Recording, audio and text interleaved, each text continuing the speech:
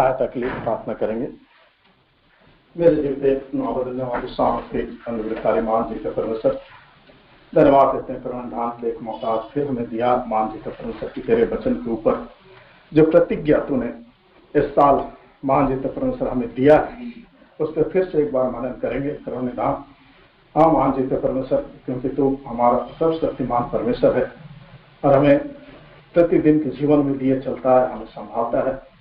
धन्यवाद देते हैं आराधना करने के लिए तूने हमें अमिताभ समय दिया, आराधना का वचन भी दिया अद्भुत रीति से, इसके लिए भी हम धन्यवाद देते हैं। करुणानिधान इस समय इस वचन के द्वारा हमसे बातें करें ताकि करुणानिधान हम अपने आप को जांचते हुए मान जी का परमेश्वर अपने आप को परखते हुए इस मेज पर हम भागी हो सके। करुणानिधान अंतिम विचार को भी तो हाँ पिता बातें करें, मुझ अयोग पर दया करें, कुछ नहीं है मेरे अंदर मान जी का परमेश्वर न जान सकता हूँ न बोल सकता हूँ। अगर तू ना दे, तू ना बोले, तुम बात ना करे तो मान जी का परमेश्वर मुंह नहीं खुल सकती है, क्योंकि हम मुंह हमारा तो बंद है मान जी का परमेश्वर, होठों का बद्धा बोल नहीं सकता हूँ, लेकिन तेरी दया तेरी करुणा है करुणानिधान की तू हमसे बातें करता है, बुद्धि ज्ञान समझ देता है, क्योंकि तू जानता है मैं क्या हूँ, कितना अविता बुद्धि है, कितना ज्ञान है महान जीते परमेश्वर है, तू जानता है कितना बड़ा मूर्ख हूँ वो भी तू जानता है महान जीते परमेश्वर। इसलिए करुणानिधान तेरी दया और अनुग्रह चाहता हूँ, मनुष्य की बातों को निकाले, अपने बातों के द्वारा बातें करे, सब बातों को तेरे हाथ में सौंप तो छोटी सी प्रार्थना उद्धार करता ना बदलने वाले जीवित सच्चे प्रभु यीशु मसीह के नाम चढ़ाता हूँ, आमीन।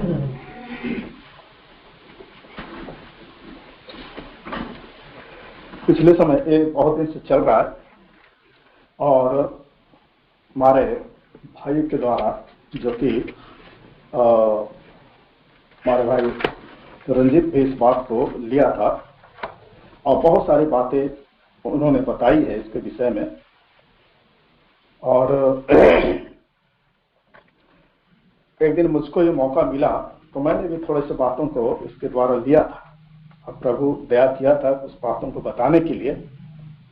लेकिन फिर भी आज जो है इस बात को फिर हम मनन करते हैं कि यहाँ जो है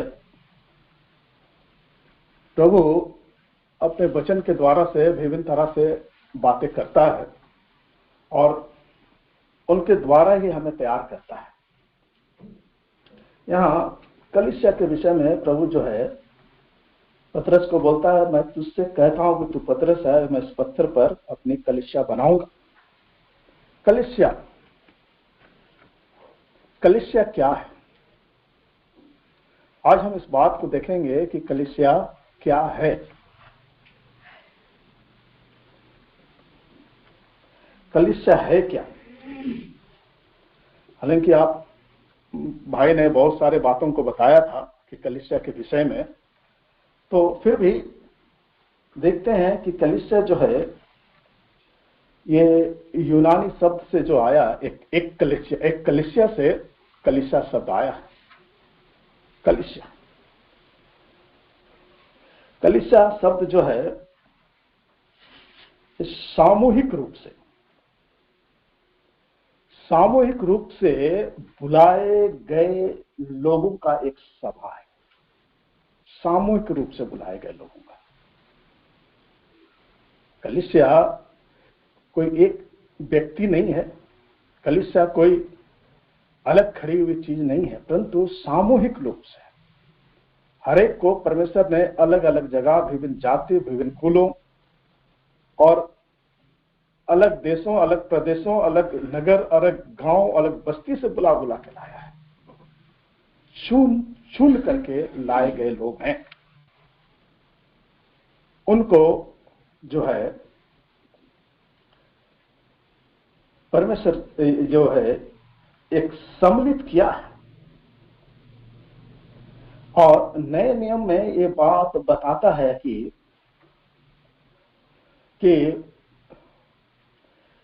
ये मसीह में, प्रभु यीशु मसीह में एकत्रित किए गए लोग, एकत्रित किए गए लोग हैं जो परमेश्वर के राज के क्या है? नागरिक। कलीसिया परमेश्वर में एकत्रित किए गए लोग जो कि परमेश्वर के राज के क्या है, नागरिक हैं। इसको नागरिक के रूप में जो है बताया जाता है। देखिए इफिसी 2:19 में इस बात को लिखा है। इफिसियों की पत्री 2 अध्याय उसका 19 पद में लिखता है, जरा पढ़िए उसको। इसलिए तुम अब विदेशी और मुसाफिर नहीं रहे, हाँ, परंतु पवित्र लोगों के संगी, स्वदेशी और परमेश्वर के घराने के हो गए हो। परमेश्वर के घराने के हो गए। इसलिए अब तुम विदेशी नहीं रहे, मुसाफिर नहीं रहे, परंतु पवित्र लोगों के संगी, स्वदेशी और परमेश्वर के घराने के हो गए। परमेश्वर के घराने के, परमेश्वर के राज के हो गए। और ये जो है परमेश्वर की आराधना के उद्देश्य से हम यहां एकत्रित होते हैं। कलीसिया में क्या है, परमेश्वर की आराधना करने के उद्देश्य से प्रतीत है। और ये शब्द कलीसिया जो है इसका अर्थ ये भी हो सकता है। देखिए 2 तरह का कलीसिया है, एक स्थानीय कलीसिया है और एक विश्वव्यापी कलीसिया। 2 तरह का कलीसिया। स्थानीय कलीसिया जैसा ये हमारे कलीसिया है, इसमें हम लोग हैं। और विश्वव्यापी कलीसिया तो जिसमें सारे प्रभु जो मसीह के खून से खरीदे गए बच्चे सारे विश्व में हैं, जो उसके ऊपर आधारित हैं, जो उसके ऊपर विश्वास करते हैं, जिन्होंने उसके नाम से बपतिस्मा लिया है, ऐसे सारे विश्व में भरे पड़े, कम नहीं, ये सारे एक मिलकर के विश्वव्यापी कलीसिया कहलाता है। और स्थानीय कलीसिया ऐसा कलीसिया है हमारे जैसे कि यहाँ के स्थानीय कलीसिया झासूड़ा का, राउरकेला का, बिरमित्रापुर का, जहां जहां पे अपने अपने स्थान में जो कलीसिया है वो स्थानीय कलीसिया कहलाता है। 2 तरह का कलीसिया होता है। और ये जो है इसको हम देख सकते हैं, ऐसा नहीं है। ये में भी है क्या, इसके मत्ती 18:17 में पढ़िए, इसमें लिखा है, थोड़ा सा बताया है बातों को। यदि वो उनकी भी ना माने जो कलीसिया से करे, तो यदि वो कलीसिया की भी ना माने तो उसे अन्य जाति और महसूल लेने वाले जैसा जाने। ये लिखा है कलीसिया के विषय में, स्थानीय कलीसिया के विषय में। कुछ बातों को जो कि कलीसिया में होती है, उन सब बातों को बोलने के लिए आपको उधर जाना नहीं पड़ेगा दूर, लेकिन क्या स्थानीय कलीसिया में इस बातों को निपटारा करें। इसलिए स्थानीय कलीसिया, ये स्थानीय कलीसिया के विषय में। और लिखा है प्रेरित में भी है, प्रेरित 15:4 में थोड़ा सा बताया है इसको भी।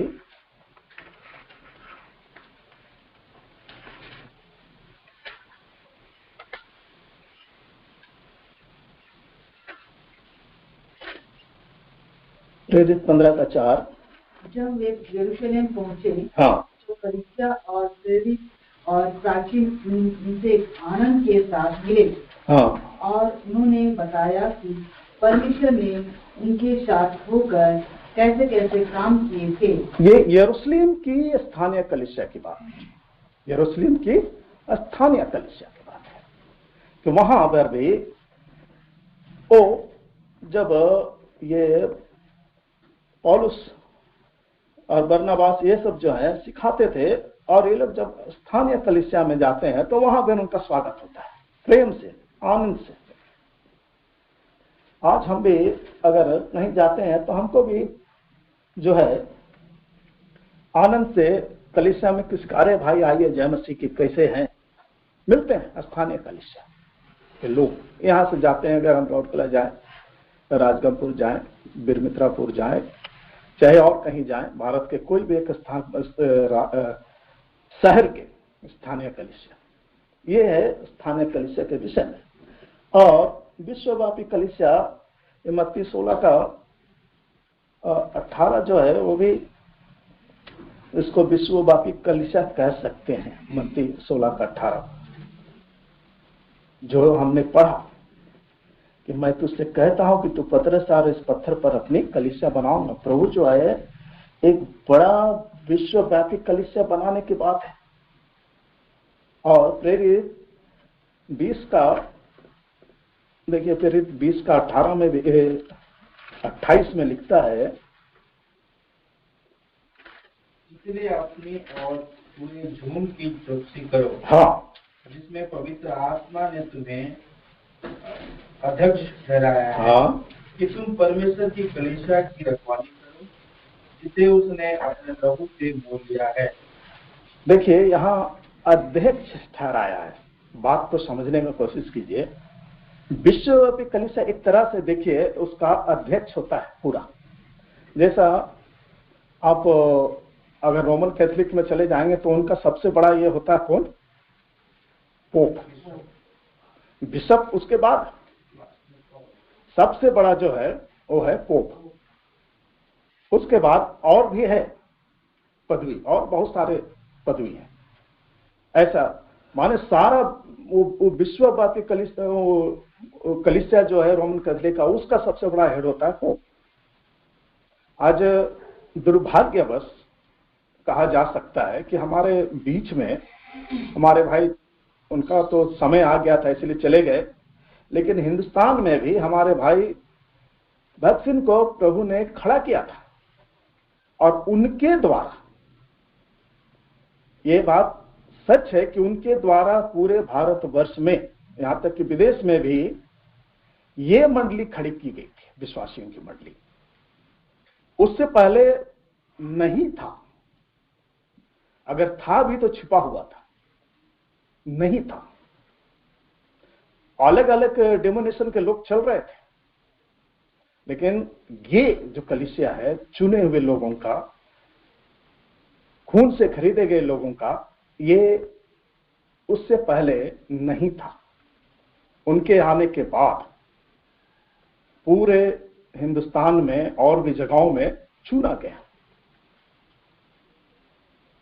और ये शायद भाई अभी तो शायद किसी को उनका ये नहीं दिया गया है शायद, बल्कि कुछ लोग जो हमारे पुराने भाई लोग हैं उनका भार लिए हैं। दुर्भाग्यवश शैतान का काम हेब्रोन में चल गया, इसलिए आज हेब्रोन बट गया है। तो आज हम उसको पूरे ये को नहीं बता पाएंगे, क्योंकि शैतान का काम तो होता है। हमारी मंडली के में भी हो सकता है, कहीं भी हो सकता है, उसके लिए हम सिक्योरिटी नहीं हो सकते। क्योंकि अगर हम सही ढंग से नहीं खड़े रहे तो शैतान कहीं भी काम करेगा, क्योंकि शैतान का काम तो सब जगह चलता है। जहां जितना आप आराधना करेंगे वहां पर शैतान का खलबली उतना मचता है। एक भाई बहुत अच्छा मेरे को बताया था, लेकिन मैं थोड़ा उसको भूल गया, इसलिए आप लोग को बता नहीं पाऊंगा ढंग से। तो बहुत सुंदर बोला था कि एक शैतान जो है ये में एक मंडली के ऊपर, छत के ऊपर सोया हुआ, बहुत अच्छा बताया था।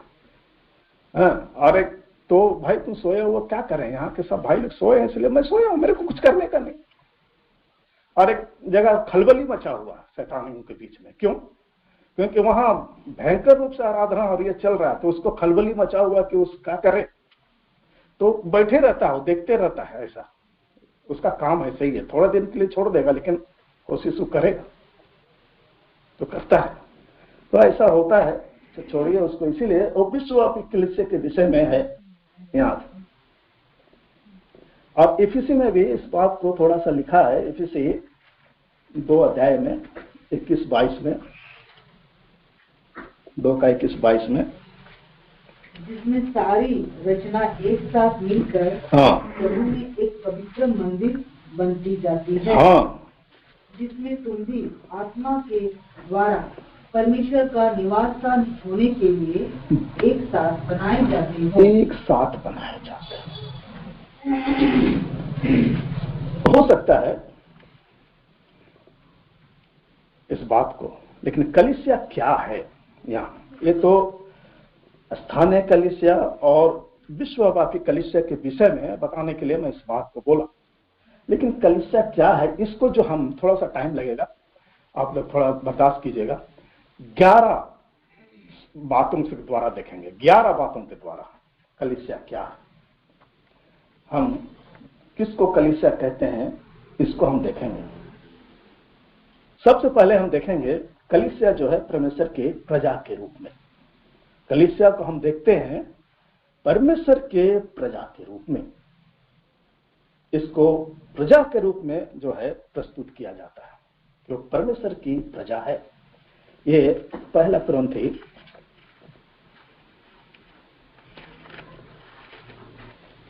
इसका 1 अध्याय उसका 2 पद में उसको पढ़िए। पहला कुरिन्थी 1 अध्याय उसका 2 पद में, परमेश्वर की उस कलीसिया के नाम जो कुरिन्थिस में है, हाँ, अर्थात उनके नाम जो मसीह यीशु में पवित्र किए गए, मसीह यीशु में पवित्र किए गए और पवित्र होने के लिए बुलाए गए हैं, पवित्र होने के लिए बुलाए गए, और उन सब के नाम जो हर जगह हमारे और अपने प्रभु यीशु मसीह के नाम से प्रार्थना करते हैं, और अपने प्रभु यीशु मसीह के नाम से प्रार्थना करते हैं। ये एक कलीसिया प्रजा के रूप में। और आगे देखते हैं उसका 10 का 32 में, पहला कुरिन्थी 10 का 32 में, तुम ना यहूदियों ना यूनानियों और ना परमेश्वर की कलीसिया के लिए ठोकर के कारण बनो। परमेश्वर की कलीसिया के लिए ठोकर का कारण बनो। परमेश्वर की कलीसिया, एक परमेश्वर की प्रजा या परमेश्वर की कलीसिया, परमेश्वर की कलीसिया यहां बोलता है। पहला पत्रस 2 अध्याय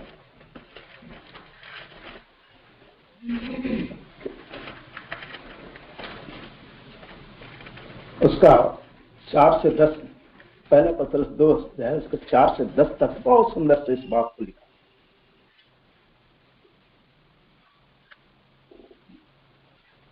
पहला पत्रस 2 अध्याय उसका 4 से 10 तक पढ़ दी। उसके पास आकर जिसे मनुष्य ने तो निकम्मा ठहराया, परंतु परमेश्वर के निकट चुना हुआ और बहुमूल्य जीवता पत्थर है, तुम भी आप जीवते पत्थर के समान आत्मिक घर बनाते जाते हो, जिससे याजकों का पवित्र समाज बनकर ऐसे आत्मिक बलिदान चढ़ाओ जो यीशु मसीह के द्वारा परमेश्वर को गए हो। इस कारण पवित्र शास्त्र में भी आया है, देखो मैं सियोन के कानों के सिरे का कोने के सिरे का चुना हुआ और बहुमूल्य पत्थर धरता हूँ, और जो कोई उस पर विश्वास करेगा वह किसी रीति से लज्जित नहीं होगा। अतः तुम्हारे लिए जो विश्वास करते हो वह तो बहुमूल्य है, पर जो विश्वास नहीं करते उसके लिए जिस पत्थर को राजमिस्त्रियों ने निकम्मा ठहराया था वही कोने का सिरा हो गया और ठेस लगने का पत्थर और ठोकर खाने की चट्टान हो गया है, क्योंकि वे तो वचन को ना मानकर ठोकर खाते हैं और इसी के लिए वे ठहराए भी गए थे। पर तुम एक चुना हुआ वन और राज पदधारी याजकों का समाज और पवित्र लोग और परमेश्वर की नीच प्रजा हो। परमेश्वर की नीच प्रजा हो। आगे, इसलिए कि जिसने तुम्हें अंधकार में से अपनी अद्भुत ज्योति में बुलाया है उसके गुण प्रकट करो। तुम पहले तो कुछ भी नहीं थे, पर अब परमेश्वर की प्रजा हो। आप परमेश्वर की प्रजा हो। तुम पर दया नहीं हुई थी, पर अब तुम पर दया हुई है। पहले तुम पर दया नहीं हुई थी, पर अब तुम पर दया हुई। यहाँ बोल रहा है क्या, तुम पहले तो कुछ नहीं थे, पर अब परमेश्वर की क्या हो, प्रजा। तुम परमेश्वर की प्रजा हो, परमेश्वर की प्रजा, मुक्ति पाए हुए विश्वासियों का समूह है ये, जो मसीह के मृत्यु के द्वारा जो है संभव हो सका। वो मरा तभी जाकर के हम जीवित हुए। अगर वो मारा नहीं जाता, गाड़ा नहीं जाता, जीवित नहीं होता तो ये संभव नहीं हो सकता था।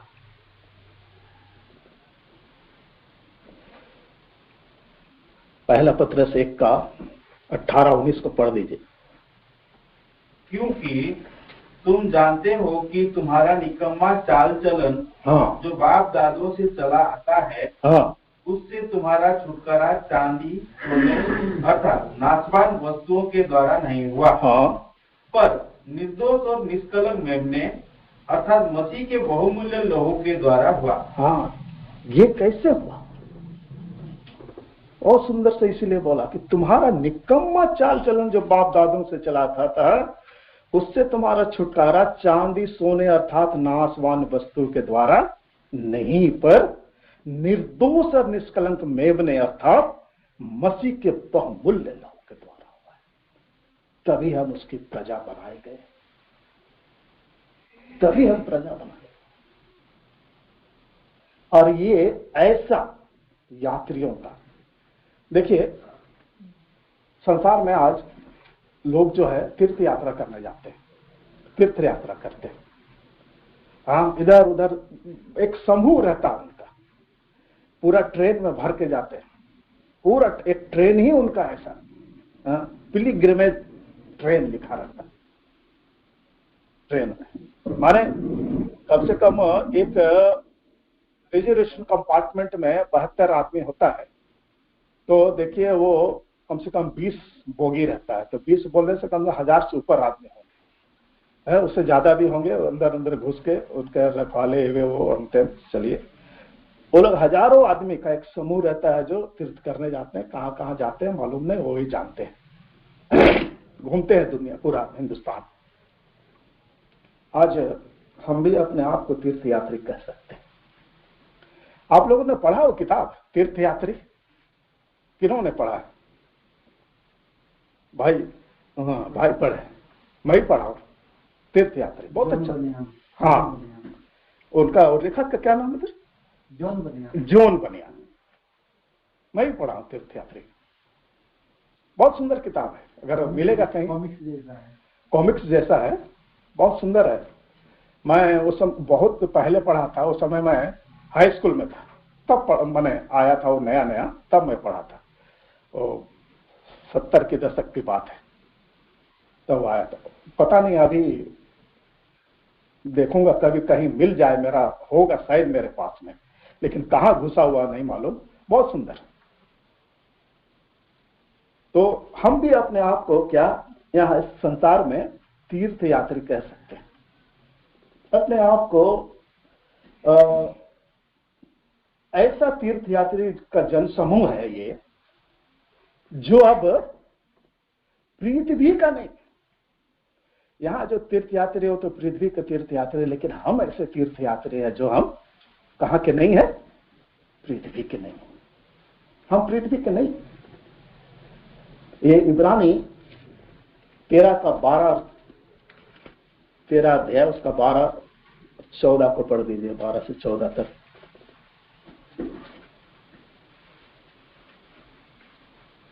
इब्रानी 13 अध्याय उसका 12 से 14 तक पढ़ दीजिए, जिसको मिलता है।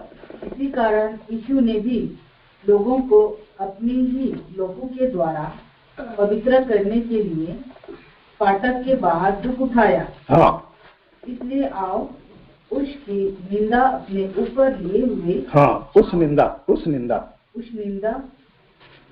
अपने ऊपर उसकी निंदा लिए हुए। हाँ, छावनी के बाहर उसके पास निकल चले। हाँ, क्योंकि यहाँ हमारा कोई स्थान नहीं, स्थायी नगर नहीं। हाँ, वरन हम एक आने वाले नगर की खोज में है। हाँ, बस, क्योंकि हम एक आने वाले नगर की खोज में हैं। यहाँ हमारा कोई स्थायी निवास नहीं है। क्लियर है? हम जो है ऐसे तीर्थयात्री है जो यहाँ परदेसी और मुसाफिर, इसीलिए लिखा है परदेसी और मुसाफिर, परदेसी और मुसाफिर। और ये हमारा पहला काम यहाँ जो है एक समाज के रूप में परमेश्वर के साथ जीवित और व्यक्तिगत संबंधों में बने रहने का, परमेश्वर के साथ जो है एक जीवित और व्यक्तिगत संबंध में बने रहना, यही हमारा काम है। हमको उसमें बने रहना है, परमेश्वर के साथ में उसका संबंध बना के। ये पहला पत्रस 2:5 में पढ़ते हैं इसको। पहला पत्रस 2:5 में इस बात को पढ़ते हैं। तुम भी आप जिनसे पत्थर के समान आत्मिक घर बनते जाते हो, जिससे याजकों का पवित्र समाज बनकर ऐसे आत्मिक बलिदान चढ़ाओ जो यीशु मसीह के द्वारा परमेश्वर को ग्रह्य हो। इब्रानी पत्र 11:6 को पढ़ दीजिए। और विश्वास बिना उस प्रश्न करना अनहोना है, क्योंकि परमेश्वर के पास आने वाले को विश्वास करना चाहिए कि वह है और अपने खोजने वालों को प्रतिफल देता है। अपने खोजने वालों को प्रतिफल देता है। विश्वास बिना उसको प्रसन्न करना अनहोना है, विश्वास करना है। और वही विश्वास के द्वारा जो है हम परमेश्वर के पास आ सकते हैं। इसीलिए लिखता है कि क्योंकि परमेश्वर के पास आने वाले को क्या करना है? विश्वास करना चाहिए। और अपने खोजने वाले को क्यों क्या देता है? वो प्रतिफल देता है। खोज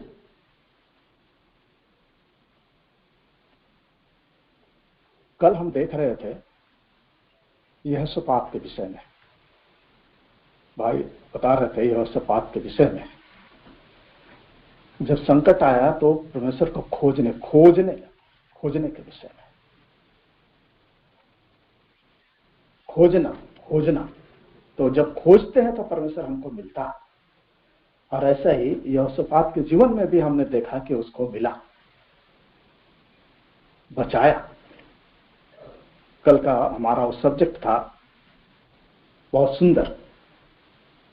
तो ये हो गया पहला, कलीसिया परमेश्वर के प्रजा के रूप में। और दूसरा हम देखते हैं कलीसिया जो है क्या है? संसार में से, कलीसिया संसार में से परमेश्वर के राज के लिए में बुलाया गया। वो है कलीसिया, जिसको संसार में से अलग करके परमेश्वर के राज में बुलाया गया। वो है कलीसिया। ऐसा एक जन समूह है जो संसार से अलग किया गया। ये जो है अलगाव जो है कलीसिया का एक विशेष गहरा ये भेद है, ये भीतरी विशेषता है। वो संसार से अलगाव का जीवन, कलीसिया संसारिक से अलग होने का जो स्वभाव, एक भीतरी स्वभाव, और इसके द्वारा जो है ये अपने पिता परमेश्वर को खोजते हैं, उसको पाते हैं, उसके पास जाते हैं, ढूंढते हैं। और इसके द्वारा वो जो है परमेश्वर से प्रतिफल भी पाते हैं। यह है दूसरा कुरिन्थी, आइए हम देखेंगे 6:16-18 तक। दूसरा कुरिन्थी 6 अध्याय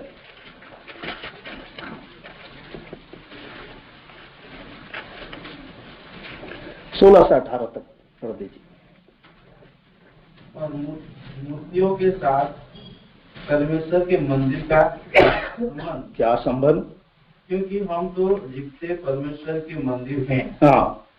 जैसा परमेश्वर ने कहा है, हाँ, मैं उनमें बसूंगा और उनमें चला फिरा करूंगा, हाँ, और मैं उनका परमेश्वर हूँगा, हाँ, और वे मेरे लोग होंगे। हाँ, इसलिए प्रभु कहता है, हाँ, उनके बीच में से निकलो, उनके बीच में से निकलो और अलग रहो, अलग रहो, और अशुद्ध वस्तु को मत छुओ, अशुद्ध वस्तु को मत छुओ, तो मैं तुम्हें ग्रहण करूंगा, मैं तुम्हें ग्रहण करूंगा, और मैं तुम्हारा पिता हूँगा, मैं तुम्हारा पिता हूँगा, और तुम मेरे बेटे हाँ, और बेटियां होंगे। हाँ, यह सर्वशक्तिमान प्रभु परमेश्वर का वचन है। ये प्रभु परमेश्वर का वचन है।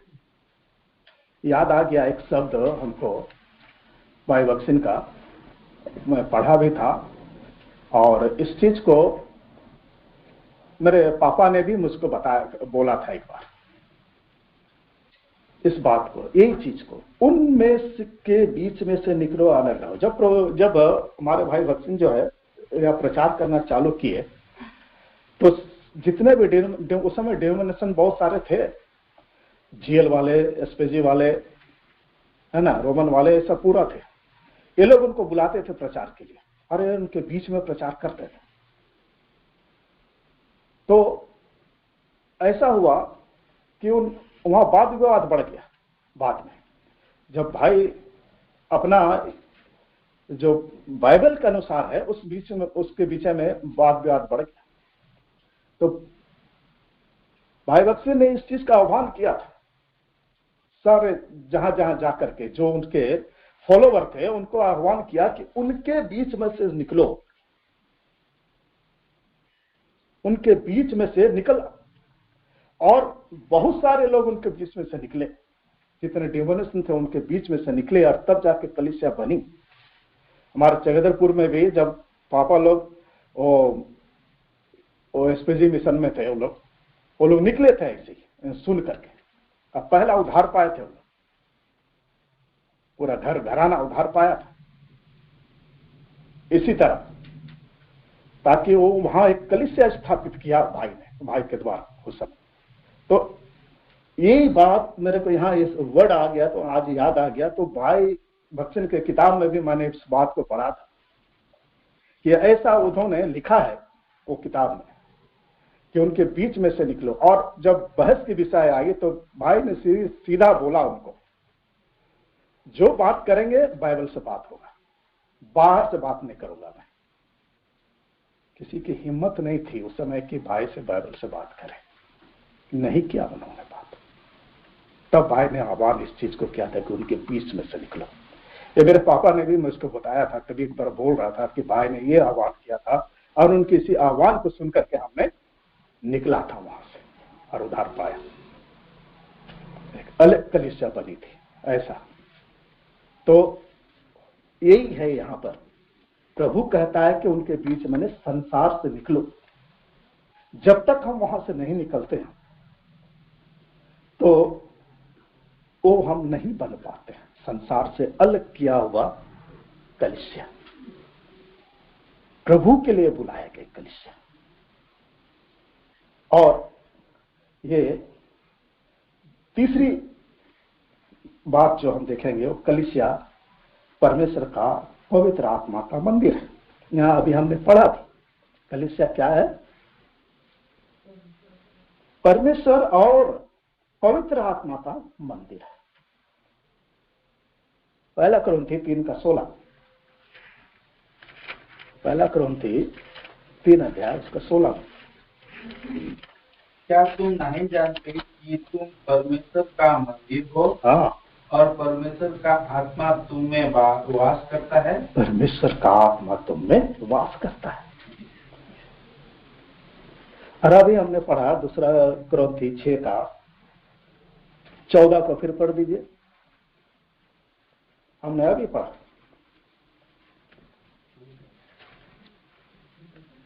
वही 6:14।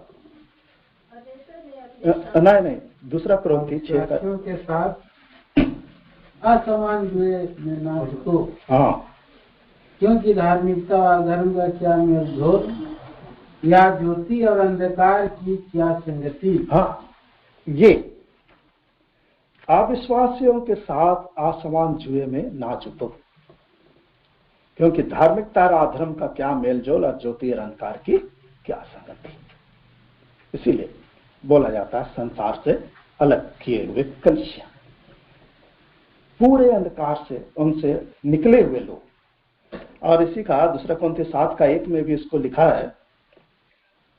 हे प्रियो, हाँ, जब ये प्रतिज्ञाएं हमें मिली है, हाँ, तो आओ हम अपने आप को शरीर और आत्मा की सब मलिनता से शुद्ध करें और परमेश्वर का भय रखते हुए हाँ, पवित्रता को सिद्ध करें। पवित्रता को सिद्ध करें भय से, और सब परमेश्वर का भय रखते हुए उसकी आज्ञाकारिता में चलते हुए तब जाकर के हम पवित्रता को सिद्ध करते हैं। अलग किए हुए लोग कहलाते हैं, अलग किए। और एक जगह दिखा है पौलुस इस बात को इफिसी के पत्री 2 अध्याय उसका 11, ये थोड़ा लंबा है तो इसको जो है शॉर्ट करके पढ़ेंगे। अपने समय में आप लोग पढ़ लीजिएगा। ये 2:11 से 22 तक है ना, तो इसको शॉर्ट करके पढ़ते हैं। पहले पढ़ दीजिए 11 वचन को, 2:11 को। इस कारण स्मरण करो कि तुम जो शारीरिक रीति से अन्न जाति हो, और जो लोग शरीर में हाथ किए हुए खतने से खतना वाले कहलाते हैं, वे तुमको खतना रहित कहते हैं। थोड़ा सा रुकिए यहाँ पर। ये जो शब्द है ना, पहले क्या था, ये खतना होता था। यहूदी जो थे उनका ये ट्रेडिशन था कि वो खतना क्यों किया गया, वो परमेश्वर के वो व्यवस्था में उस चीज को लाया गया, खतना का विषय। अब्राहम का भी ये हुआ, खतना हुआ, तो खतना जो है चुने हुए लोग, एक चिन्ह था। खतना क्या था, परमेश्वर के ये चुने हुए लोग हैं, इसलिए वो चिन्ह था खतना, परमेश्वर के लोग हैं। और यहाँ पर जो है इस बात को बोल रहा है पौलुस, जो है इस बात को स्मरण करो, तुम जो शारीरिक रीति से अन्य जाति हो, है ना, हम जो शारीरिक रीति से अन्य जाति हैं, और जो लोग शरीर में हाथ से किए खतने से खतना वाला कहलाते हैं, माने अपने आप को परमेश्वर के चुने हुए लोग कहलाते हैं। और हमको क्या बोलते हैं, खतना रहित। जो अन्य जाति उनको क्या बोलते थे, खतना रहित बोलते थे।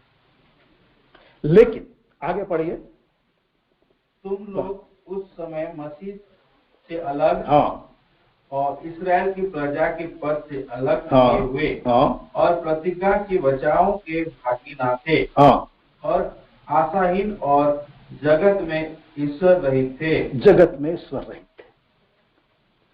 लेकिन यहाँ पर 14 में बोलता है, क्योंकि वही हमारा, हाँ पढ़ दीजिए, क्योंकि वही हमारा मेल है जिसने दोनों को एक कर लिया, और अलग करने वाली दीवार को जो बीच में थी ढा दिया,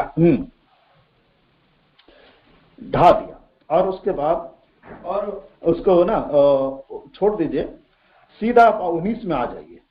और इसलिए तुम अब विदेशी और मुसाफिर नहीं रहे, परंतु पवित्र लोगों के स्वदेशी और परमेश्वर के घराने के हो गए। हाँ, और 21-22 तक, और प्रेरितों और भविष्यवक्ताओं की नींव पर, हाँ, जिसके कोने का पत्थर मसीह यीशु स्वयं ही है, हाँ, बनाए गए हो, हाँ, जिसमें सारी रचना एक साथ मिलकर प्रभु में एक पवित्र मंदिर बनती जाती है। प्रभु में एक पवित्र मंदिर बनती जाती है, हाँ, जिसमें तुम भी आत्मा के द्वारा परमेश्वर का निवास स्थान होने के लिए एक साथ बनाए जाते हो। हाँ, जिसमें तुम भी आत्मा के द्वारा परमेश्वर का निवास स्थान होने एक साथ बनाए जाते, एक साथ, एक समूह के साथ। ये क्या है, पवित्र आत्मा, परमेश्वर और पवित्र आत्मा का मंदिर, कलीसिया। और ये कलीसिया के विषय में ये सच्चाई है कि आध्यात्मिकता तथा सांसारिक अनैतिकता से अलगाव जो है, वही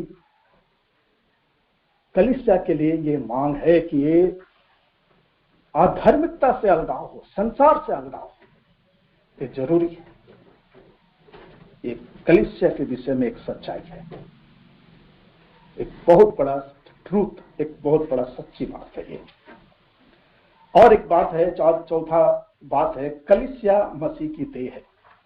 हमने पढ़ा भी, कलीसिया क्या है? मसीह की देह है। पहला कुरिन्थी 6 का 15-16 में हमने, पहला कुरिन्थी 6 अध्याय उसका 15-16। क्या तुम नहीं जानते कि तुम्हारी देह मसीह के अंग है? हाँ। तो क्या मैं मसीह के अंग लेकर उन्हें वेश्या के अंग बनाऊं? कदापि नहीं। हाँ, कदापि नहीं। क्या तुम नहीं जानते कि जो कोई वेश्या से संगति करता है, हाँ, वह उसके साथ एक तन हो जाता है? हाँ, क्योंकि लिखा है, वे दोनों एक तन होंगे। वो दोनों एक तन होंगे। हाँ। और यहाँ पर ये है, क्या है? मसीह की देह है, मसीह की देह। कलीसिया भी एक मसीह की देह है। इसीलिए उस देह को लेकर के ये बोलता है, क्या मैं वेश्या का अंग बनाऊं? कभी नहीं, मसीह की देह। इसी का 10 का, पहला कुरिन्थी 10 अध्याय उसका 16 से 17 तक पढ़िए। वह धन्यवाद का कटोरा, वह धन्यवाद का कटोरा जिस पर हम धन्यवाद करते हैं, क्या मसीह के लहू की सहभागिता नहीं? वह रोटी जिसे हम तोड़ते हैं, क्या वो मसीह की देह की सहभागिता नहीं? इसलिए कि एक ही रोटी है तो हम भी जो बहुत हैं, एक देह हैं, एक देह, क्योंकि हम सब उसी एक रोटी में भागी होते हैं। हाँ, क्योंकि हम सब एक ही रोटी में भागी होते हैं, एक देह। कलीसिया जो है मसीह की देह है, एक देह। वह धन्यवाद का कटोरा जिस पर हम धन्यवाद करते हैं, क्या मसीह के लहू की सहभागिता नहीं? इसीलिए तो प्रभु यीशु मसीह क्या बोला, ये मेरी देह जो तुम्हारे लिए तोड़ी जाती है, लो खाओ। बोला मेरा मांस खाने की वस्तु है, मेरा लहू पीने की वस्तु है, क्योंकि वो देह है और उसी देह में हम सम्मिलित हैं।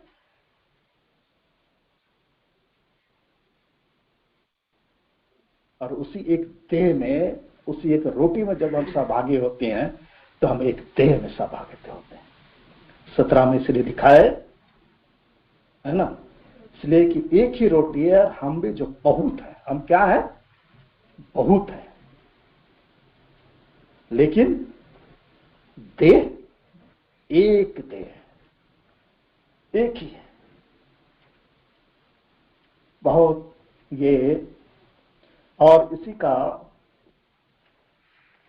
12 का यहां पर बहुत सुंदर से इस बात को क्लियर किया है। इसको एक काम कीजिएगा, अपने समय में पढ़ लीजिएगा, बहुत लंबा है, 12 से पूरा 27 तक, हालांकि पढ़ना बहुत जरूरी। 12 से 27 तक इसको पढ़िएगा। इसमें बताया है कि देह एक है पर अंग अनेक। 12 को पढ़िए, खाली 12 का 12 को। क्योंकि जिस प्रकार देह तो एक है और उसके अंग बहुत, और उस एक देह के सब अंग बहुत होने पर भी सब मिलकर एक ही देह है, उसी प्रकार मसीह भी है। 13 को ही पढ़ दीजिए। क्योंकि हम सब ने, क्या यहूदी हो, क्या यूनानी, क्या दास हो, क्या स्वतंत्र, एक ही आत्मा के द्वारा एक देह होने के लिए बपतिस्मा लिया, और हम सबको एक ही आत्मा पिलाया गया। एक ही आत्मा पिलाया गया। बाकी पढ़ लीजिएगा, 27 को पढ़ दीजिए। इसी प्रकार तुम सब मिलकर मसीह की देह हो, और अलग अलग उसके अंग हो, अलग अलग उसके अंग। मसीह की देह, कलीसिया एक मसीह की देह है।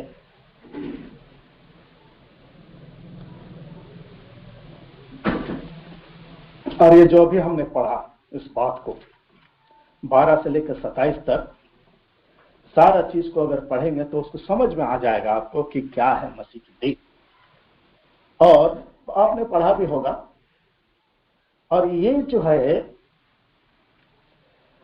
हमको ये बताता है कि कोई भी सच्ची कलीसिया जो है मसीह के अंगों के साथ, मसीह के अंगों के साथ, अंग हम है एक साकृत्य माने क्या उसको बोलेंगे, सक्रिय, हमेशा सक्रिय माने हमेशा चलने वाला, हमेशा तैयार रहने वाला, हमेशा काम करने वाला। सहभागिता के बिना, सक्रिय सहभागिता के बिना अस्तित्वहीन है, इसका अस्तित्व ही नहीं है। ये ध्यान देने की बात है। ये बात जो हमने पढ़ा, इसलिए सच्ची कलीसिया वही है जो मसीह के अंग के साथ में सक्रिय सहभागिता होना, हमेशा क्रियाशील रहने वाला वो सहभागिता होना है। और इसके बिना जो सक्रियता नहीं है, सक्रिय नहीं है, तो उसका अस्तित्व भी नहीं है। क्योंकि देह का सिर जो है वो मसीह है। देह का सिर कौन है? मसीह। इफिसी 1:22, इफिसी पत्री 1:22। और सब कुछ उसके पांव तले कर दिया और उसे सब वस्तुओं पर शिरोमणि ठहराकर कलीसिया को दे दिया। हाँ, सब वस्तु का शिरोमणि ठहराकर क्या दे दिया? कलीसिया को दे दिया। और 4:15 को भी पढ़ दीजिए। वरन प्रेम में सच्चाई से चलते हुए सब बातों में उसमें जो सिर है, अर्थात मसीह में बढ़ते जाएं। हाँ, मसीह सिर है, उसमें बढ़ते जाए। और 5:23 को भी पढ़ दीजिए। क्योंकि पति पत्नी का सिर है, हाँ, जैसे कि मसीह कलीसिया का सिर है। हाँ, और स्वयं ही देह का उद्धार करता है। स्वयं ही देह का उद्धार करता है। क्या अद्भुत बात है। वो हमारा सिर है, मसीह की देह हमारा सिर है। कुलुसी 1:18 को भी पढ़ दीजिए।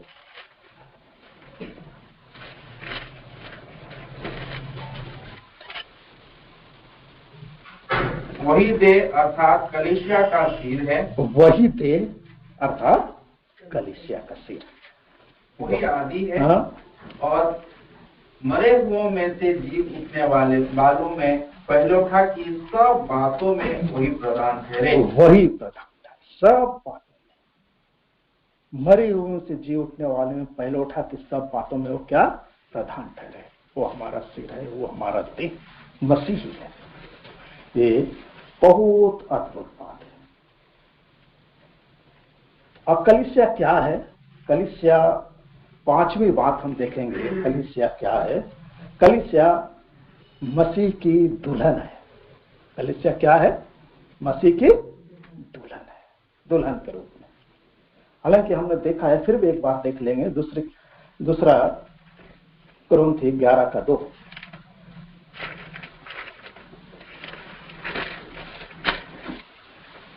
दूसरा कुरिन्थी 11:2। क्योंकि मैं तुम्हारे विषय में इसलिए धूम लगाए रहता हूँ, इसलिए कि मैंने एक ही पुरुष से तुम्हारी बात लगाई है कि तुम्हें पवित्र कुंवारी के समान मसीह को सौंप दूं। मसीह को सौंप दूं, पवित्र कुंवारी के समान, क्योंकि ये उसकी दुल्हन है।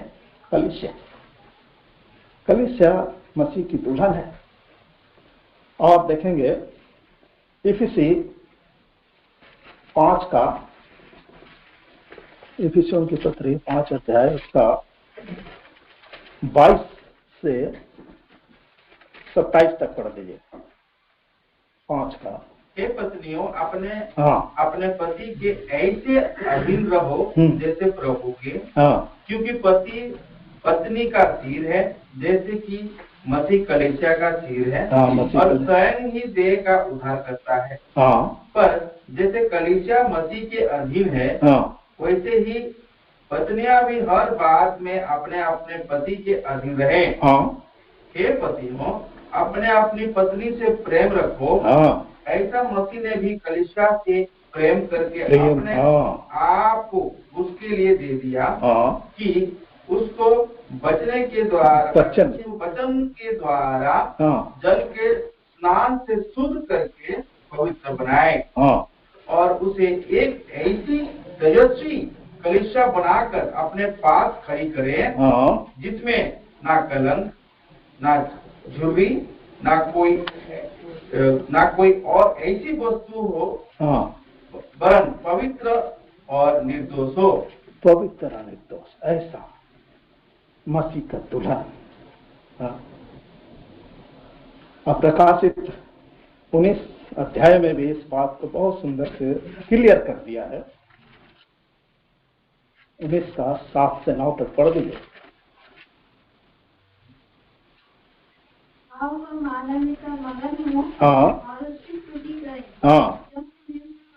क्योंकि मेमने का विवाह पहुंचा,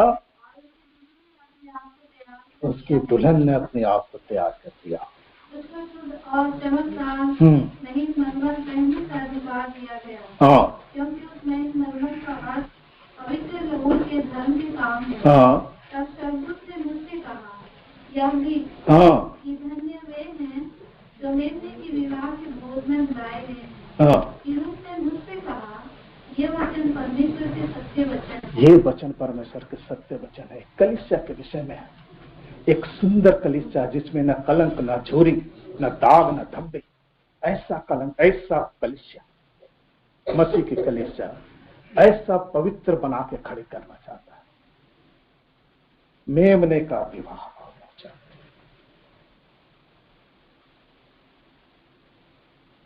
ये विवाहिक जो है एक छवि जहां यहां देखते हैं कलीसिया की मसीह के प्रति श्रद्धा तथा विश्वास योग्यता पर, और साथ ही कलीसिया के लिए मसीह के प्रेम और उसका आत्मीयता पर बल देता है।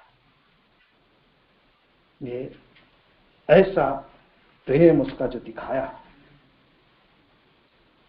उसके विश्वास योग्यता पर कलीसिया के लिए। 6ठवीं बात हम देखेंगे, कलीसिया एक आत्मिक संगति है। कलीसिया क्या है? एक आत्मिक संगति है।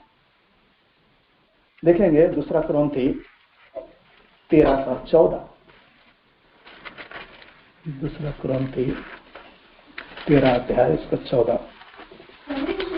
का अनुग्रह और परमेश्वर का प्रेम और पवित्र आत्मा की सहभागिता तुम सबके साथ होगी। प्रभु यीशु मसीह का अनुग्रह और परमेश्वर का प्रेम और पवित्र आत्मा की सहभागिता तुम सब पर होता है। यह है आत्मिक संगति। अब फिलिपी 2:1 में भी पढ़िए। फिलिपी 2:1 में, अतः यदि मसीह में कुछ शांति और प्रेम से ढाढ़स और आत्मा की सहभागिता और कुछ करुणा और दया है। यदि मसीह में कुछ शांति और प्रेम से ढाढ़स और आत्मा की सहभागिता और कुछ करुणा और दया है। मसीह एक आत्मिक संगति, मसीह में ये एक आत्मिक संगति है। और इसका संबंध जो है ना, इसका संबंध पवित्र आत्मा के आंतरिक वास से होता है। पवित्र आत्मा का आंतरिक वास से जो हमारे अंदर होता है, इसका संबंध है। और इसके विषय में लूका लिखता है, लूका 11:13 में पढ़ दीजिए।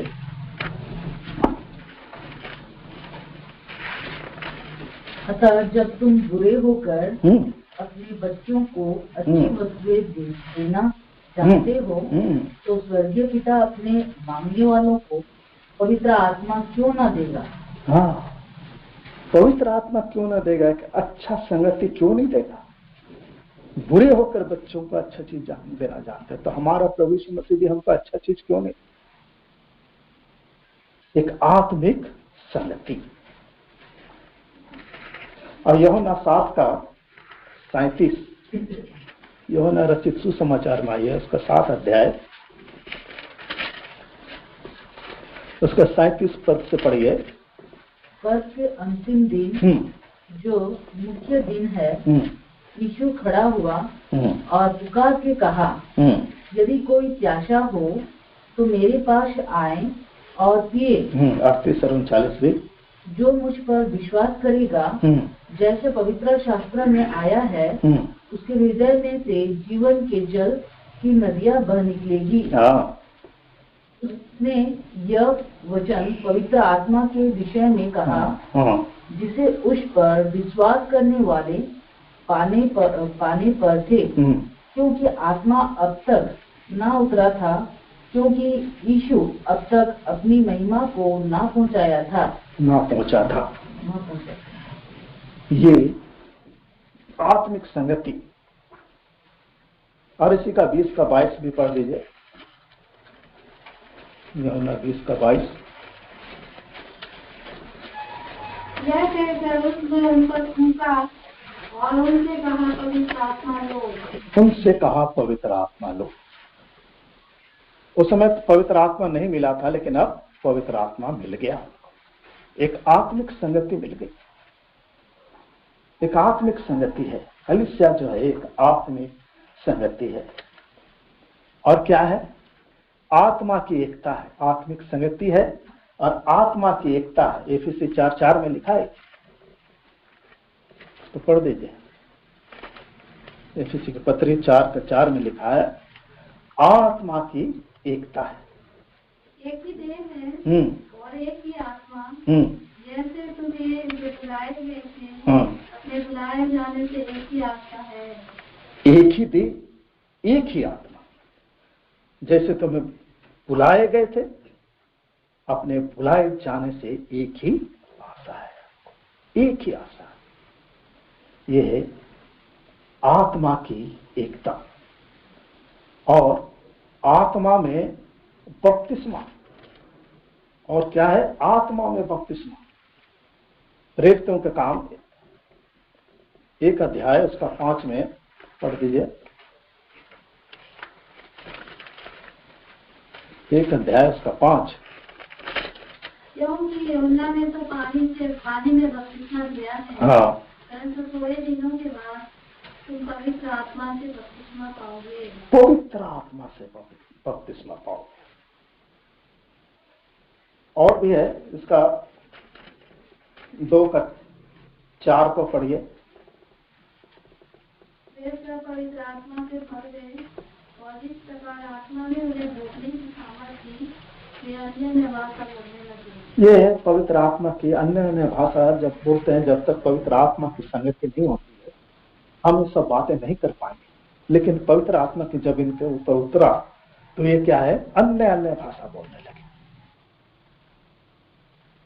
पवित्र आत्मा एक आत्मिक संगति है। ये आत्मिक संगति।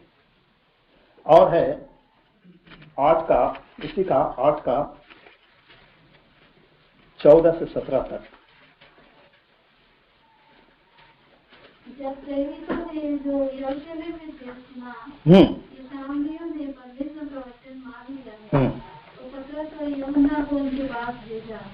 उन्होंने जाकर उनके लिए प्रार्थना की कि पवित्र आत्मा पाएं, क्योंकि वह अब तक उनमें से किसी पर न उतरा था। उन्होंने तो केवल प्रभु यीशु के नाम में बपतिस्मा दिया था। तब उन्होंने उन पर हाथ रखे और उन्होंने पवित्र आत्मा पाया। पवित्र आत्मा पाया। जब पवित्र आत्मा आता है तभी एक आत्मिक संगति आती है। इसीलिए देखिए, जब भी बपतिस्मा होता है, क्यों रखा जाता है हाथ? हाथ रख के प्रार्थना इसीलिए की जाती है ये एक कोई ट्रेडिशन नहीं है, परंतु ये एक आज्ञा है, वचन है कि बपतिस्मा लेके आने के बाद उसके ऊपर हाथ रख के प्रार्थना करें, तब उनको जो है पवित्र आत्मा का दान मिल जाता है। ये शुरुआती दौर से ही, जब अर्ली चर्च था, प्रारंभिक कलीसिया थी, तब से ये चला आ रहा है कि पवित्र आत्मा का दान कैसे मिले, ताकि वो आत्मिक संगति कलीसिया में सम्मिलित हो। और एक आत्मिक संगति, कलीसिया जो है एक आत्मिक संगति है, ये हम जान सके। और भी है लेकिन नहीं देखेंगे उसको, बहुत सारे हैं। इसलिए संगति जो है आत्मिक संगति है, उसको एक दूसरे के लिए दिल से प्रेम करना है, और एक दूसरे के लिए दिल से प्रेम आना है, एक दूसरे की देखभाल करना है, एक दूसरे की चिंता करना है। ये है आत्मिक संगति, ये जरूरी है आत्मिक संगति के लिए।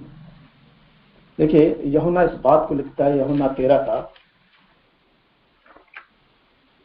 यूहन्ना के पत्री 13 अध्याय 34-35 को पढ़ दीजिए।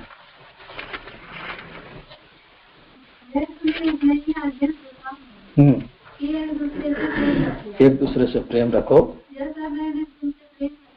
हाँ, यदि आपस में प्रेम रखोगे तो इसी से सब जानेंगे कि तुम मेरे चेले हो। एक आत्मिक संगति जरूरी है। बिना आत्मिक संगति के जो है, हम आज परमेश्वर के कलीसिया में का कलीसिया जो है आत्मिक कलीसिया नहीं बन पाएंगे। और सातवां बात बताती है, कलीसिया एक आत्मिक सेवकाई है। कलीसिया क्या है? एक आत्मिक सेवकाई है, और ये जो है पवित्र आत्मा के द्वारा दिए गए वरदानों के मध्य से ये सेवा करती है। ऐसा नहीं, कलीसिया क्या है? एक आत्मिक सेवकाई है, और ये पवित्र आत्मा के द्वारा दिए गए वरदानों के द्वारा उसके मध्य से सेवा करती है। रोमी 12:6 पढ़ दीजिए। रोमी 12:6।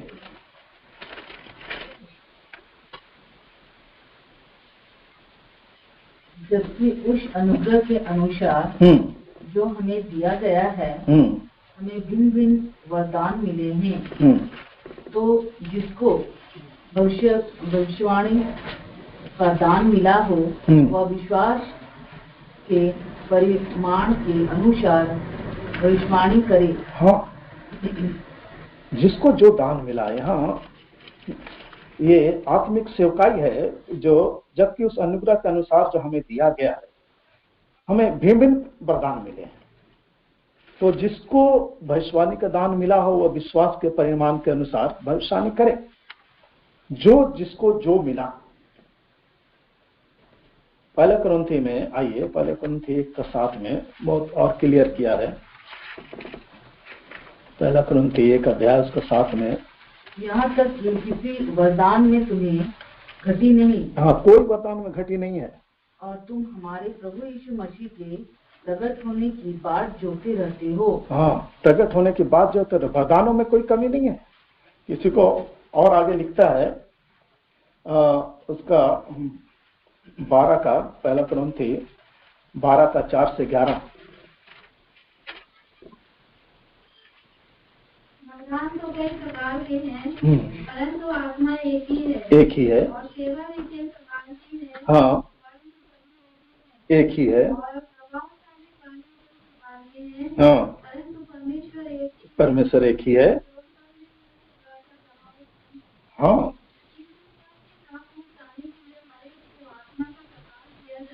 हाँ, क्योंकि एक को आत्मा के द्वारा हाँ, और दूसरे को भी आत्मा के अनुसार ज्ञान की बातें। हाँ, किसी को उसी आत्मा से विश्वास और किसी को उसी एक आत्मा से चंगा करने का वरदान दिया जाता है।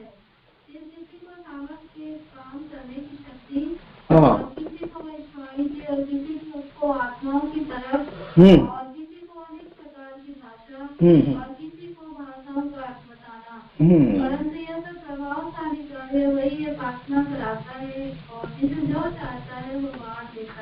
जिससे वो जो चाहता है वो बांट देता है। एक आत्मिक सेवकाई है, और वो जो है हमको आत्मा के द्वारा दिए गए वरदानों के द्वारा उसके माध्यम से सेवा करवाता है, आत्मिक सेवकाई।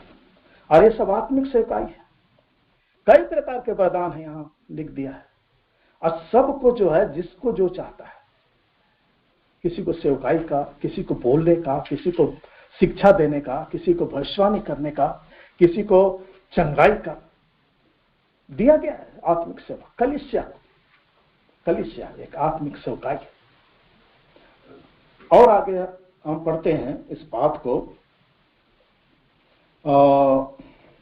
इसी का पढ़ दीजिए 12 का 28 और 31 को ही पढ़ दीजिए। और परमेश्वर ने कलीसिया में अलग अलग व्यक्ति नियुक्त किए हैं। हाँ, दूसरे बहिष्कर्ता, हाँ, तीसरे शिक्षक, हाँ, सामर्थ के काम हाँ, करने वाले, चिन्ह करने वाले, हाँ, और उपकार करने वाले, और प्रबंध करने वाले, हाँ, और नाना प्रकार की भाषा बोलने वाले। हाँ, आगे क्या सब प्रेरित है? हाँ, क्या सब बहिष्कर्ता है?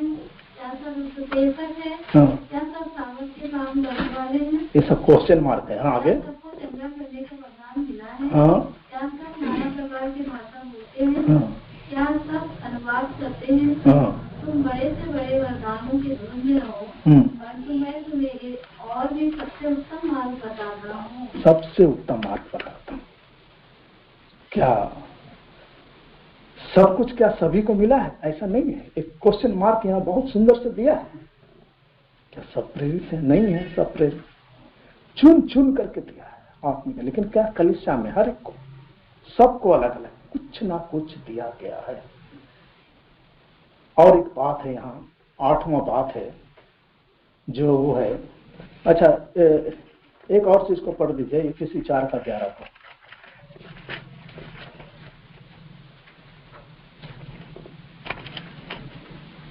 उसने कुछ को प्रेरित नियुक्त करके, और कुछ को भविष्यवक्ता नियुक्त करके, और कुछ को सुसमाचार सुनने वाले नियुक्त करके, और कुछ को रखवाले और उपदेशक नियुक्त करके दे दिया। हाँ, यहाँ भी इफिसियों में बता रहा है कि किसको क्या क्या दिया गया है। ये है आत्मिक वरदान। और एक बात है, 8वां बात हम देखेंगे, कलीसिया एक सेना है। कलीसिया क्या है? एक सेना है जो आत्मिक युद्ध में सम्मिलित है। कलीसिया एक सेना है जो आज शुरू से ही जो आत्मिक युद्ध में सम्मिलित है। ये बात नोट करने की बात है कि कलीसिया एक सेना है जो आत्मिक युद्ध में सम्मिलित है। और ये युद्ध जो है, हम ये आत्मा की तलवार व सामर्थ्य से लड़ती है। आत्मा की तलवार और सामर्थ्य, और आत्मा का सामर्थ्य और आत्मा की तलवार क्या है? इफी 6 का 17 में लिखा है थी।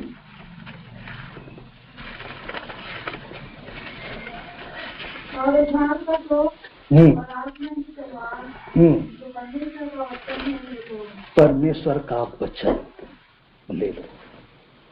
उद्धार का टोप, उद्धार पाना जरूरी है, और आत्मा की तलवार जो परमेश्वर का वचन है ले लो। इसी से लेकर के जो है हम क्या है, आत्मिक युद्ध में सम्मिलित हैं। और भी है, उसी में है, क्योंकि कलीसिया जो है शैतान व पाप के विरुद्ध आत्मिक संघर्ष में लिप्त है। कलीसिया ये फैक्ट है, ये चीज कि शैतान और पाप के विरुद्ध आत्मिक संघर्ष में हम सम्मिलित हैं। और पवित्र आत्मा जिसका कि पूर्णता कलीसिया में है, एक ऐसा योद्धा के समान है। कौन? पवित्र आत्मा, जो कि कलीसिया के अंदर में है, कलीसिया में है, कलीसिया के लोगों के अंदर में है। वो ऐसा योद्धा के समान है। वो योद्धा के समान उसको बताया गया है, जो कि परमेश्वर के जीवित वचन से लैस है। तथा लोगों को शैतान के अधिकार से छुड़ा रहा है और अंधकार में संसार की प्रत्येक शक्ति पर क्या है, जय भी प्राप्त करते जा रहा है। यह है पवित्र एक सेना का काम कर रहा है। देखिए प्रेरितों उसका 26 अध्याय उसका 18 को पढ़िए। प्रेरित 26 का 18।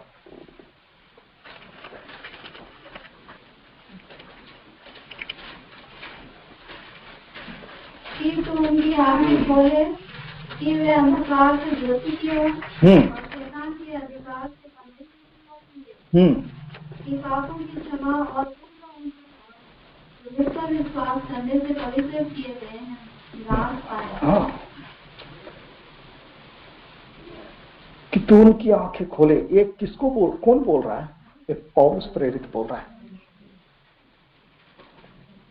उसको भेजा गया इस बात को कि उसको आंखें खोले और अंधकार से ज्योति की ओर और शैतान के अधिकार से परमेश्वर की ओर फिरे और पापों की क्षमा और उन लोगों के साथ जो मुझ पर विश्वास करते हैं, किस पर? प्रभु यीशु मसीह पर विश्वास करते हैं, पवित्र किए गए हैं, मिरास पाए। एक आत्मिक जो है युद्ध, एक आत्मिक युद्ध, आत्मिक युद्ध है। इसीलिए और उस युद्ध को जीतने के लिए हमने अभी पढ़ा, उसको एक बार और पढ़ दीजिए शुरू से। एफिसी की पत्री उसका 6 अध्याय और उसका 10 से पढ़ दीजिए पूरा। इसलिए प्रभु में और उसकी शक्ति के प्रभाव में बदल जाए। हाँ, बांध लो, खड़े रह सको। हाँ,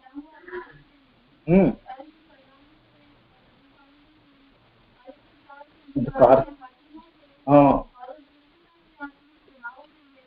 आकाश में है।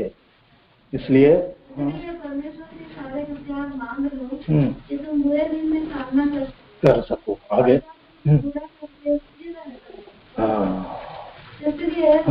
अपनी कमर कसकर और धार्मिकता के जीवन पहनकर और पाँव में लेकर सुसमाचार की तैयारी के जूते पहनकर और इन सबके साथ विश्वास के ढाल लेकर स्थिर रहो, जिससे तुम दुष्ट के सब जलते हुए तीरों को बुझा सको और उद्धार में तो परात्मा की तलवार में परमेश्वर का वचन में ले लो।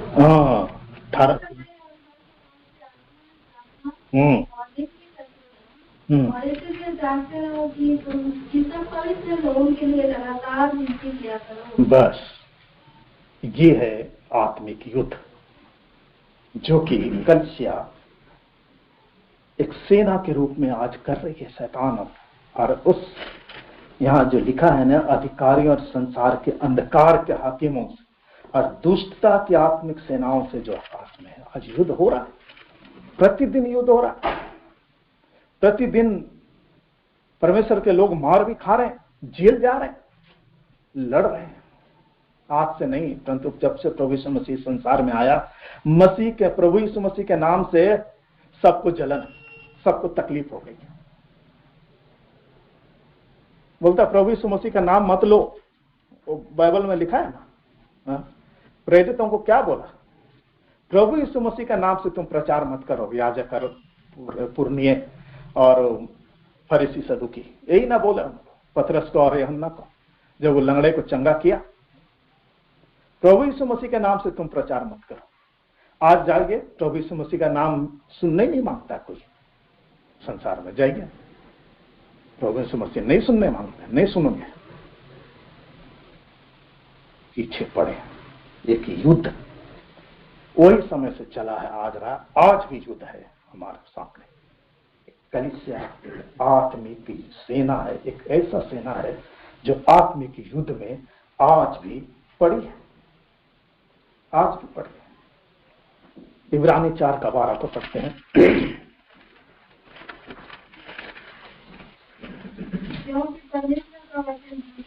हाँ हाँ हाँ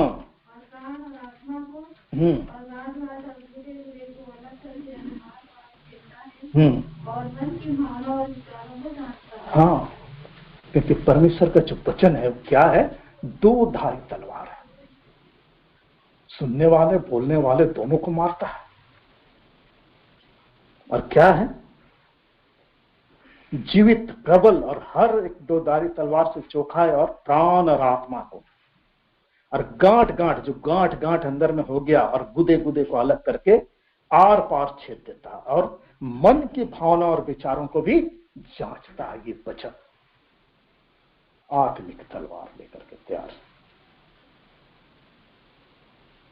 इसलिए प्रकाशित वाक्य 1:6 में लिखता है, प्रकाशित वाक्य 1 अध्याय उसका 6 में,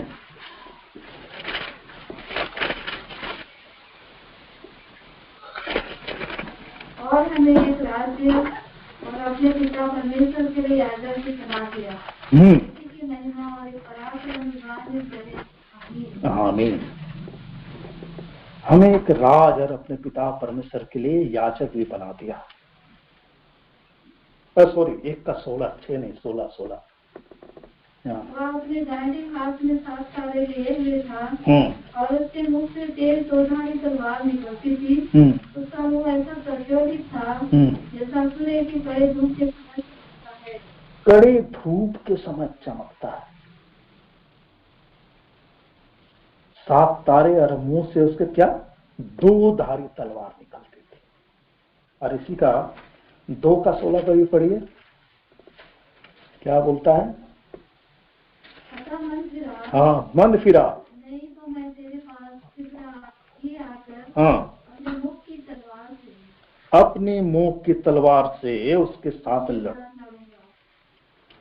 मन फिरा,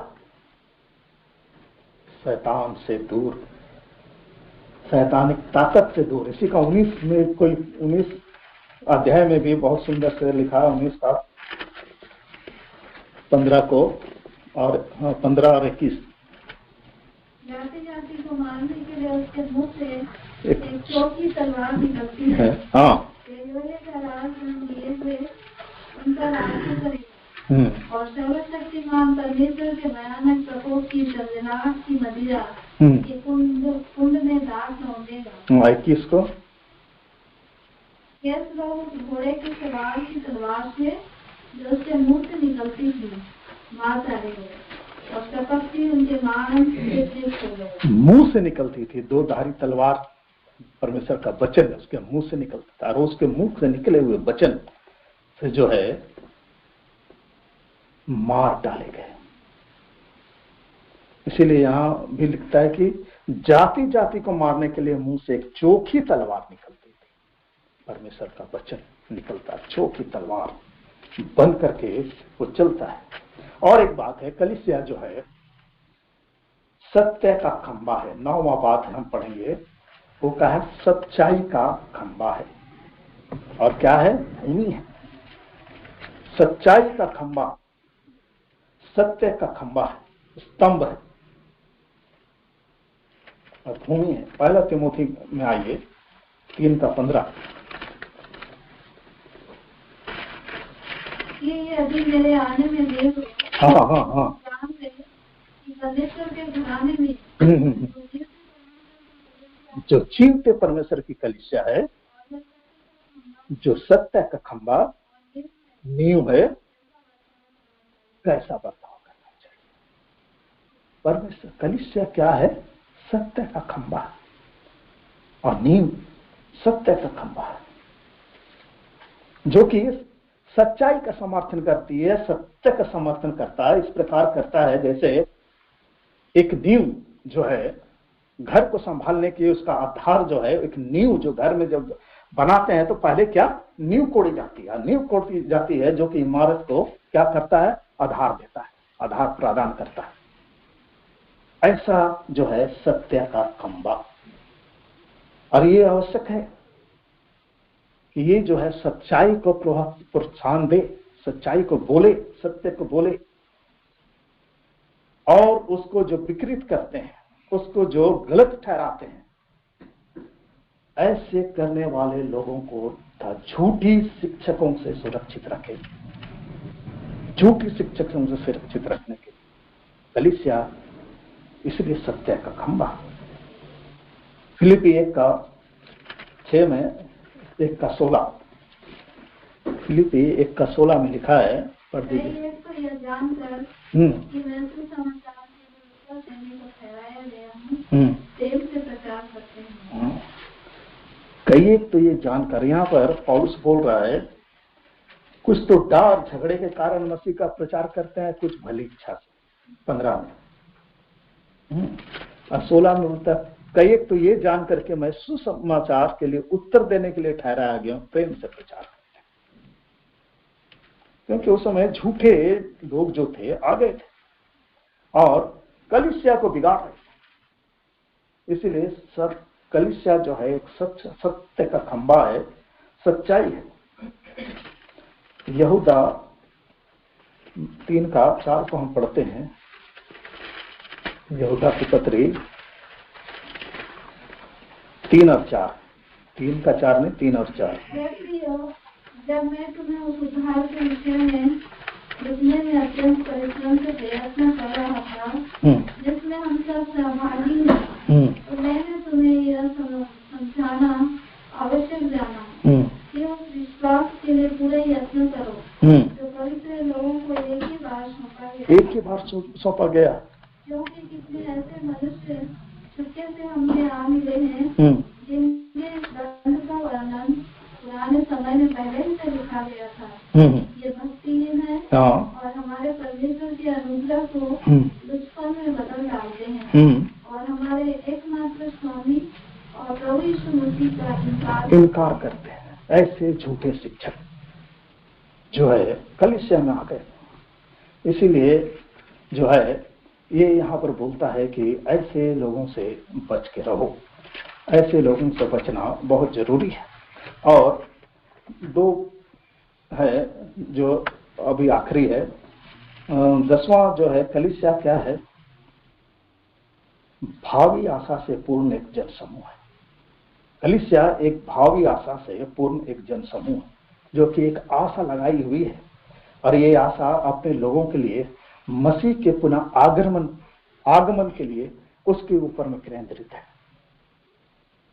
कलीसिया जो है आशा से पूर्ण एक जनसमूह है। ऐसा जनसमूह है जो कि जिनका एक आशा है कि अपने लोगों के लिए मसीह का पुनः आगमन, फिर से मसीह आने वाला है, वही आगमन के लिए जो है और उसके ऊपर जो है केंद्रित है। देखिए यूहन्ना 14:3 में इस बात को लिखता है। यूहन्ना 14:3 में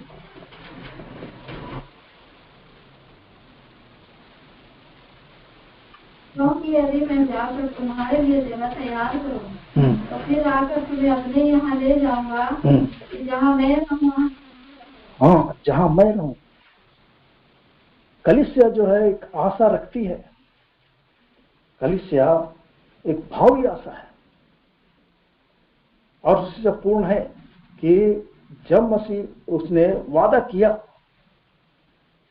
मैं जा करके तुम्हारे लिए जगह तैयार करता हूं और तुम्हें आकर के ले जाऊंगा, जहां मैं रहूं वहां तुम भी रहो। क्योंकि वो हमारा मसीह है, वो हमारा राजा है। 1 तिमोथी 6:14 में लिखता है, 1 तिमोथी 6:14 में कि तू हमारे प्रभु यीशु मसीह के प्रकट होने तक इस आज्ञा को निष्कलंक और निर्दोष रख। इस आज्ञा को प्रकट होने तक इस आज्ञा को निष्कलंक और निर्दोष रख कि वो आने वाला है, वो आएगा हमें ले जाने के लिए। और आगे पढ़िए 2 तिमोथी 4:8 में भी लिखता है,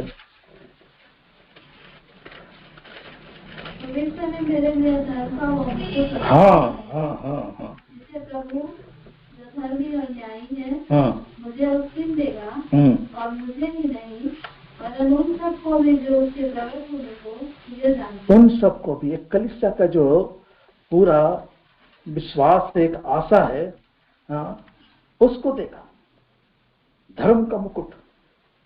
एक आशा रखी है कलीसिया कि हमें भी वो धर्म का मुकुट मिलेगा।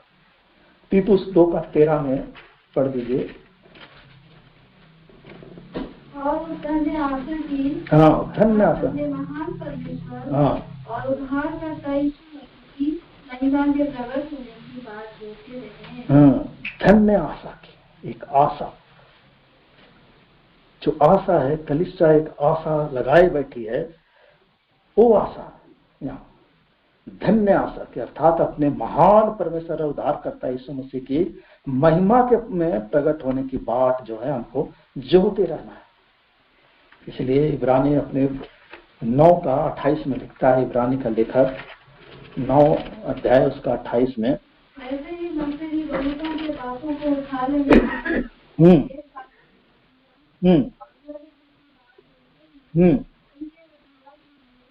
दूसरी बार बिना पाप उठाए हुए दिखाई देगा। हाँ, जो लोग उसकी बाट जोड़ते हैं, कौन जोड़ रहा है बाट? संसार के लोग तो नहीं जोड़ रहे, हम मसीही लोग जोड़ रहे हैं, जो उसकी कलीसिया एक भावी आशा हमको है कि दूसरी बार जो है बिना पाप उठाए हुए क्या करेगा, दिखा देगा। अद्भुत बात। और आखिरी है 11वां जो है कलीसिया, क्या है? 2 तरह का कलीसिया है, एक दृश्यमान और एक अदृश्य। 2 तरह का कलीसिया, एक दृश्यमान कलीसिया और एक अदृश्य कलीसिया, दोनों है। अदृश्य कलीसिया क्या है? अदृश्य कलीसिया जो है सच्चे विश्वासियों का वो समूह है, सच्चे विश्वासियों का वो समूह है जो मसीह में अपने जीवित विश्वास के द्वारा एक दूसरे से जुड़े हुए हैं, परस्पर एक दूसरे से हम जुड़े हुए हैं। वो है अदृश्य रूप में सच्चे विश्वासियों का समूह है, जो सच्चे हैं, परमेश्वर की आज्ञाकारिता में चलते हैं, जो परमेश्वर को अपना आधार मान के चलते हैं, जो परमेश्वर के वचनों को मानते हैं, रात दिन उसकी उपासना करते हैं, ऐसे जो जुड़े हुए हैं, वो है अदृश्य कलीसिया। और दृश्यमान कलीसिया क्या है? वे स्थानीय कलीसिया, वो स्थानीय कलीसिया है जिनमें जय पाने वाले विश्वासी लोग हैं। दिखने में जो आता है वो जय पाने वाले विश्वासी लोगों का भी एक कलीसिया है जो जय पाएंगे। देखिए प्रकाशित 2:11,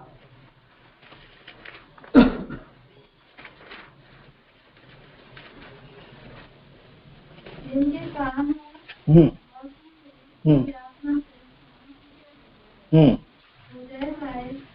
उसको दूसरी मृत्यु से हानि न पहुंचे, दूसरी मृत्यु से हानि नहीं पहुंचेगी। उसी का 17, जिसके कारण वो सुन ले आत्मा परेशान से क्या कहता है? क्या कहता है? जो दे पाए उसको मैं गुप्त मन्ना भी गुप्त मन्ना दूंगा और उसे श्वेत पत्थर भी दूंगा, और उस पत्थर पर एक नाम लिखा हुआ होगा, हाँ, जिसे उसके पाने वाले के सिवाय और कोई न जाने, कोई नहीं जानेगा, उसको कोई नहीं जानेगा। 26 में भी दिया, जो जय पाए और मेरे कामों के अनुसार अंत तक करता रहे, मैं उसे जाति जाति के लोगों पर अधिकार दूंगा।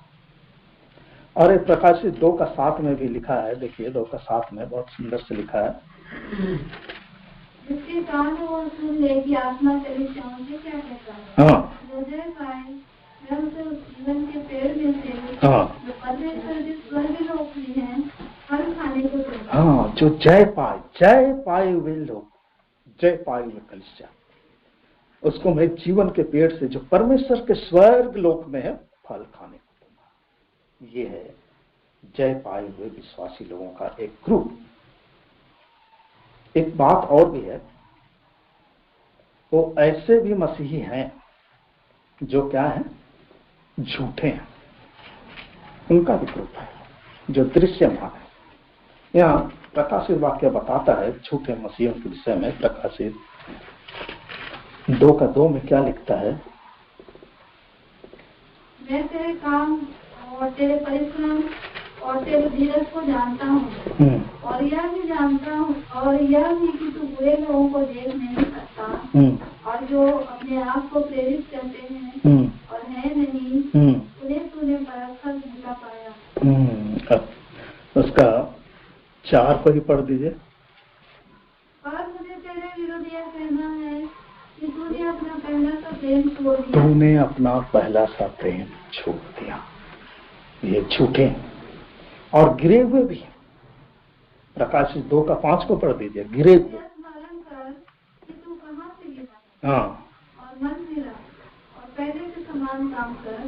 यदि तू मन ना फिराएगा तो मैं तेरे पास आकर तेरे दिवस को उसके स्थान से हटा दूंगा। और मरे हुए भी लोग हैं। मरे। प्रकाशित 3:1। सर्दिस की कलीसिया के दूत को यदि जिसके पास परमेश्वर की 7 आत्माएं और 7 तारे हैं, वो ये कहता है कि मैं तेरे कामों को जानता हूँ। तू जीवित तो कहलाता है पर है मरा हुआ। तो जीवित तो कहलाता है पर है मरा हुआ। ऐसी भी कलीसिया है। और क्या है? गुनगुने कलीसिया भी है।